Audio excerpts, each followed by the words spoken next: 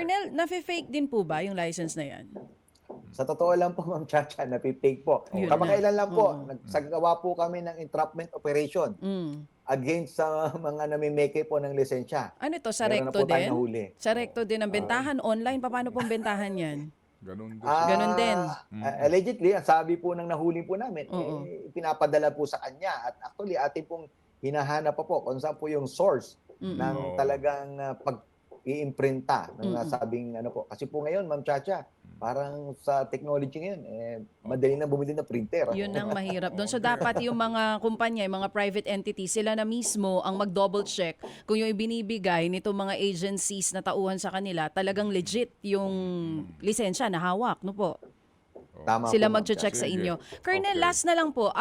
Ito po bang shifting ng mga guards natin? Ang nagde-decide din po ba niyan yung 12 hours? Galing din po ba yan sa SOSYA? Yan po ay dole na po ang mga pagkano po yan regarding sa ano po, Oo. pag-duty. Kayo po Opo. ba yung magsasuggest, makikipag-usap sa DOLE kung kinakailangan na nabawasan ng kaunti yung shift ng mga guards for their mental health also? Kasi baka talagang yung ganung haba ng oras ng trabaho is also affecting their mental health. Tama po, Ma'am Chacha. Kami po ay dahil sa mga obserbasyon po na mga nangyayari insidente, kami po ay makikipag-ugnayan po agad-agaran sa ating pong DOLE regarding po sa concern na yan, sa pagpapatupad ng haba ng oras ng pag-duty po ng ating mga security guard. Okay. Ano sige pong po. proposal ninyo, Colonel, if ever man? Siguro po, kakausapin din po natin yung mga stakeholders, yung pong ating agency operator kasi talagang ang hirap din naman po talagang kumuha ngayon po ng guard, Oo. lalo na po sa panahon ng holiday. Kung ano po yung win-win solution sa ating pong mga pareho, sa stakeholders, sa security guard, at sa ating pong mga regulating agency.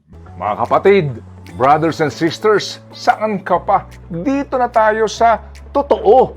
Dito na tayo sa True FM. Mga kapatid, mag-subscribe and follow po kayo sa social media accounts ng True Network PH. Yan po kami, hanapin nyo lang True Network PH, Facebook, Instagram, YouTube, TikTok, and podcast. Mapa Apple or Spotify man yan, mahahanap nyo kami. Lahat ng mga napapanood at napapakinggan nyo po sa programa, nasa social media accounts namin yan. So, paano mga kapatid? See you sa social media! Dito tayo